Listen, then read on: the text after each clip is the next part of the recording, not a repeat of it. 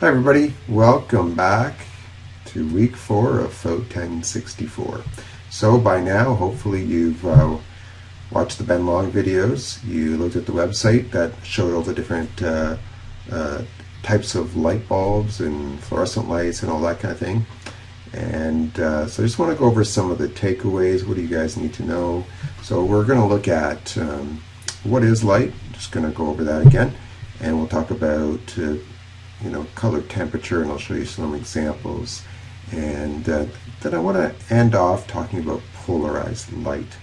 And this doesn't really have anything to do with color temperature, but I thought it was this would be a good time to talk about polarizing filters and polarized lights, because it is an application of your new understanding of how light works and the fact that it works, or that light travels in waves. Anyways, you'll see what I mean when we get there. Anyways, what are the takeaways? Well, obviously, as already mentioned, this segment is all about light and what it is. So here is a definition that you might want to write down, or at least start memorizing. It's a very important definition, and it will be on your midterm, it will be on your test. So what is light? Know that light is the name given to electromagnetic radiation that can evoke a human visual response. So I do want to talk about this one part at the end here. Evoke a human visual response. Evoke a light is the name given to electromagnetic radiation that can evoke a human visual response. So what do we mean by human visual response? We're talking about electromagnetic radiation that can evoke a human visual response. Well, this means there must be some electromagnetic radiation that does not evoke a human visual response. So I've got this little experiment that you can do on your own at home, and basically all you need is, I'm just going to back up here, all you need is a remote control, just like you might have at home. And one thing you'll notice on some remote controls have like this little light right there, this little LED light, but it doesn't really light up. If I were to look at it and I'm pushing some buttons, I don't see anything lighting up there. I'm just pushing the buttons and I don't see anything lighting up. But if I aim this towards you, towards that lens, you should be able to see a little light coming on. And I might have to move that a little bit closer for you guys to see. And I don't know, do you see it? Do you see the little light? There's a little light starting to shine there. I don't know if you guys can see that. I can see it. Oh, there it is. Cool. So what's going on? Well, when I look at this, whatever is coming out of that light, it's not evoking a human visual response, but that camera that we're using for this webcam is able to pick up that light, and you see it as it's being recorded as some brightness.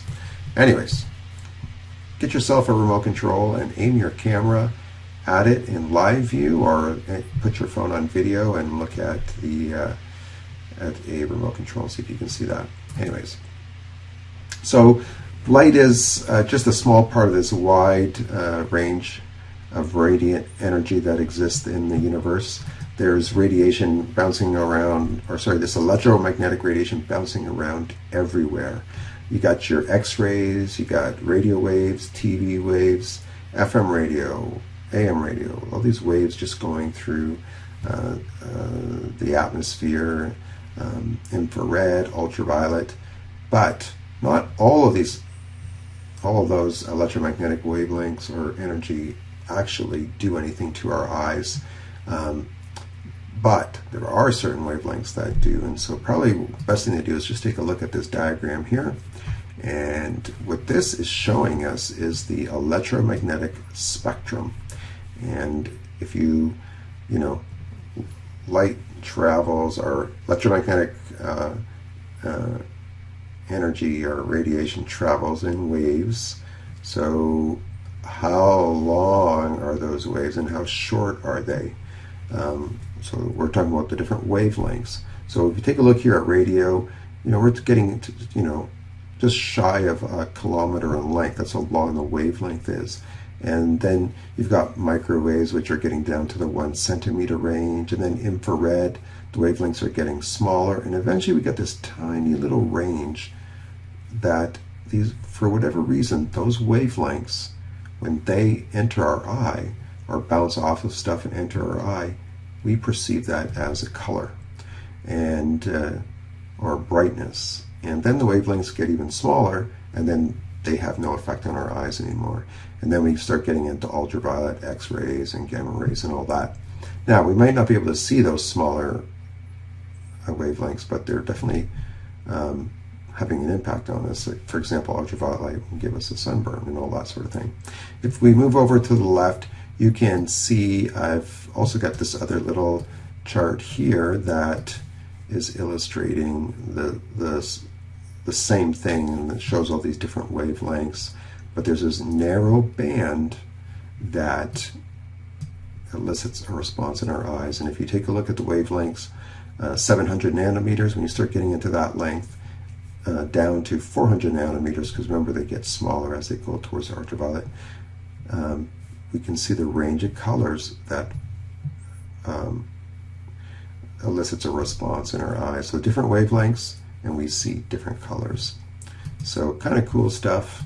At least I think it's kind of interesting.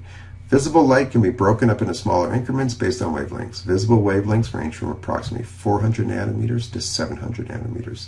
So one thing I want you to know, and again, this will be for like a midterm or final exam, is know the 400 nanometer to 700 nanometer range, and know that red is the longer wavelengths, and know that blue is the shorter wavelengths. So that's what I really want you to know. There'll be a midterm with a multiple choice question. I'm not going to try to trip you up or trick you. Just know that the longer wavelength is red, is infrared, or red, sorry, and the shorter one is blue or violet in this case. Anyways, what's a nanometer? You know, some of you might ask, well, what is a nanometer? How small or how big is that? Well, it's very small. A nanometer is just 1/billionth of a meter. So when we talk about, you know, wavelengths that are 450 or 600 nanometers, you know, just to put that in perspective, a human hair is about 100,000 nanometers thick. So we're talking about really small wavelengths here. Anyways, let's get back on track here. What else do we need to know about light? Well, there's this whole concept of spectral quality.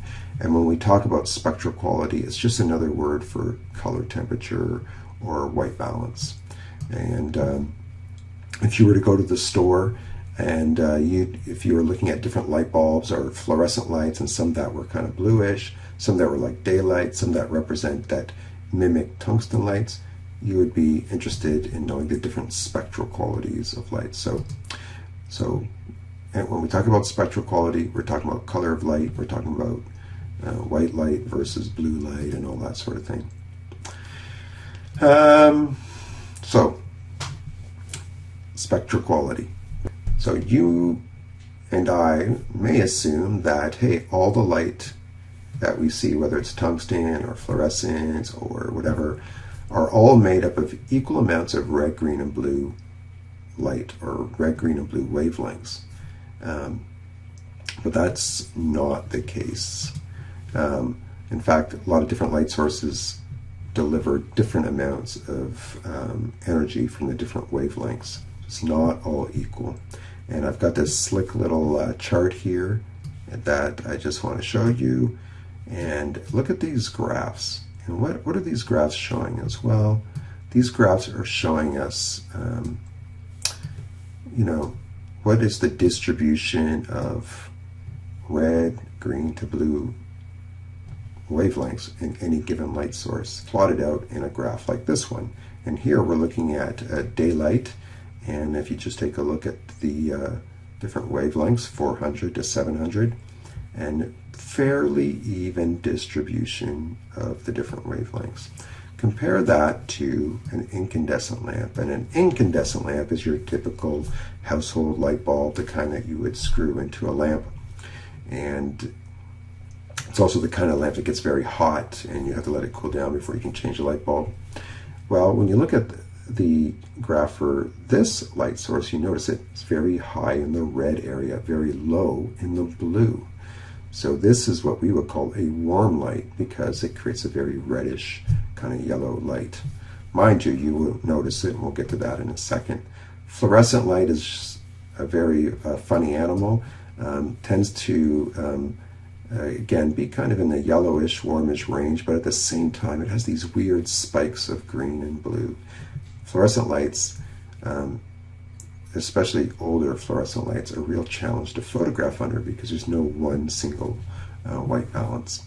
Here's another graph that kind of shows us the same thing. Just another one I downloaded off the internet. You can see daylight there. It's a fairly even distribution, but you can take a look at all the different lights, and on this one the graph is going a little bit different, and you can see they've swapped out, they've reversed the 400 and 800 nanometer wavelengths. But take a look at this fluorescent light. Look at those weird spikes, and you can understand why they would be difficult to photograph under those lights. There's high pressure sodium, there's low pressure sodium, and it's just a narrow band right in the middle. That's the kind of light that you might find in a parking lot. And maybe you've been in a parking lot at night and you just thought the light was kind of weird. And usually when that's the case, it's because it's only using a very narrow strip of the visible wavelengths. Anyways, there you go. I have a picture actually. This is one of those low pressure mercury vapor lamps.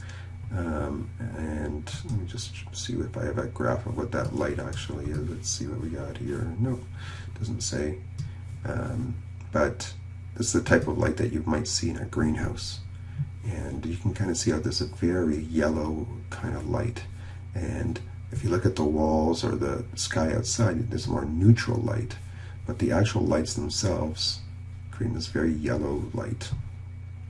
Anyways, another thing you should know is this concept of color constancy. Make sure you know what this is on the midterm and the final exam. And this has to do with the fact that when we go from being outside underneath blue sky, where it's a very blue light, we don't necessarily notice it when we go inside and now we're in a room maybe lit with tungsten lights. We don't really notice that things change. And that's because of color constancy. Yeah. Our own brain, if you just read this here, human color perception system, which ensures that the perceived color of objects remains relatively constant under varying illumination conditions. So basically, you can walk from a room with tungsten lights to a room with fluorescent lights into a room that's lit by daylight, and you won't even notice a change. Here is an example of a wedding photo, or a photo that I took during one of my weddings. One of the weddings that I shot. And if you look at the walls, they're very blue, but those walls are actually white. And these bridesmaids are being lit by a tungsten light that is just to the left of them. There's a bathroom there with a lot of lights in the and there's a lot of lights in the bathroom, and it's shining on their faces. That's the main light source here. So our white balance is set for their skin tone, for the tungsten lights that's coming out of that one room. But the walls were lit by the sky or daylight. And if you look at the walls, they're very blue. So there's an example where there's two different color temperatures in the same photo. When I was taking the picture, those walls looked white to me. Well, why is that? Why didn't I see the blue walls? Well, that has to do with color constancy. So our cameras aren't so lucky. They cannot, there's no perception to make things look normal. It just records what it records. And in this case, it couldn't correct for daylight and tungsten. So we have blue walls and women whose skin looks like they were lit by a warm light source.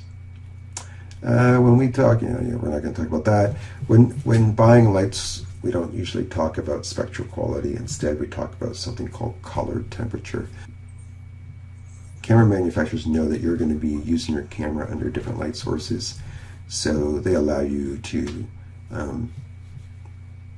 adjust your camera to the appropriate light source. So if you know you're going to be outside in the sun, well then set it to daylight. If you know you're going to be outside but in the shade, then you would click on the shade icon. If you're going to be under cloudy sky, tungsten lights, you pick the appropriate setting. If you can't be bothered and you don't know what the light source is, you might just leave it at auto white balance. Another thing you could do is if you could set custom white balance, which you'll learn about, you should have learned by now in studio in your lighting techniques class. And if you want to get real specific, you can actually dial in the color temperature. And just as they mentioned in the Ben Long video, the units for color temperature is Kelvin, and you can dial it in. And actually, when you click on any one of these icons, what you're actually doing is changing that number. Just the camera's doing it for you. Color temperature. So I just want to talk a little bit about the color temperature. Ben Long talked very quickly about black body, but I just want to talk a little bit more about it, because where does color temperature come from? Usually when we talk about temperature, we're thinking about thermometer. So color temperature. There's a thing called the black body, and when you heat it up, it begins to emit energy. Well, there's kind of like the best diagram I could find that illustrates kind of what a black body is. But imagine this box that no light comes out of. They can cool this thing down so it's really cold, so it's emitting no energy whatsoever. Any light that happens to enter it just bounces around and never comes out. It's a true black body. And what's cool about these things is as you heat it up, you know that any energy that's coming out of it is coming out of this box. It's not coming from any other contaminated source. So as you heat it up, it eventually starts to glow. And you can almost think about a toaster, how it starts to glow orange. Well, that's what happens to this black body. Heat it up, you keep heating it up, eventually it's going to start to glow. And when as you heat it up and it starts to glow, at some point you might say, hey, this thing is glowing. It's a very warm glow, very reddish. It kind of looks like a candle. Well, then we would say a candle is 1800 Kelvin. So what temperature is this box when it was glowing that orange? Oh, about 1800 Kelvin. So we'll say candle has a color temperature of 1800 Kelvin. Keep warming it up to the point where this black box starts to look like starts to emit the same amount of energy, so that the light is produced by the black box is similar to what you'd get from a tungsten light bulb. Well, then we'll say that a tungsten light bulb is 2800 Kelvin. And keep heating it up. Eventually, it starts to glow with the same, energy, emitting the same wavelength that you would get from the sun. And then and what temperature is it? Oh, it's about 5500 Kelvin. So we would say that's sunlight or daylight. Another thing, so I hope that makes some sense about where this whole idea of, what makes something 5500 Kelvin, what makes something 2800 Kelvin, and why is that color temperature associated with that. Just want to talk a little bit about Kelvin. You might remember some of this from high school, but Kelvin works the same way as Celsius. The unit is the same. So if you heat up 1 Kelvin, that's the same as going 1 degree Celsius. The only thing different about Kelvin and Celsius is Celsius for us, 0 is what we think about as that freezing point or melting point, however you want to think of it. In our metric system, for Celsius, 0 is at that point when ice melts or water starts to freeze. Kelvin starts at absolute 0. This is the point where atoms don't vibrate anymore. There's no motion whatsoever. It's absolute 0. Nothing can get colder than that. So that's the difference between Kelvin and Celsius. Anyway, just a little aside a little bit of trivia for you about Kelvin. One thing I notice is when you go on internet, there's a lot of variety of information out there, and different websites say different things, different color temperatures. For example, on the top chart here is noon sunlight, that's 5600 K, and down here they have daylight as being 5000 K. We typically I'm going to go with 5500 K as being daylight. On a test, I'm not going to be that specific. If I ask you what the color temperature is of daylight, and I'll say option A, B, C, then I'll make sure that I'll have 5500, I'm not going to have 5600, and you have to choose which one. I'll never make you.